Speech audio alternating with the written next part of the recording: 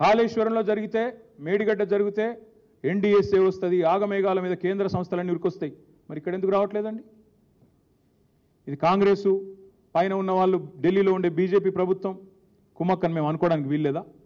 మేడిగడ్డలో మాత్రం ఆగమేఘాల మీద 24 గంటల్లో ఎన్డీఎస్ఏ వస్తుంది, 48 గంటల్లో రిపోర్ట్ వస్తుంది. ఆగమాగం ఏదో జరిగిపోయింది, ఏమో అయిపోయింది అని వాళ్ళు వీళ్ళు కూడబలుక్కొని మాట్లాడతారు. ఇవాళ ఎందుకంటే ఒక్క బీజేపీ నాయకుడు మాట్లాడతలేడు? ఎందుకు ఒక్క కేంద్ర సంస్థ ముందుకు వస్తలేదు ఎంక్వైరీకి? తప్పకుండా ఇది ప్రజలు ఆలోచించాలి. కాబట్టి నేను రాష్ట్ర ప్రజలకు కూడా చేసే విజ్ఞప్తి, ఇందులో పారదర్శకంగా నిజాలు బయటికి రావాలి అంటే ఒక జ్యుడిషియల్ ఎంక్వైరీ చేయండి. ఒక జ్యుడిషియల్ ఎంక్వైరీ చేయండి.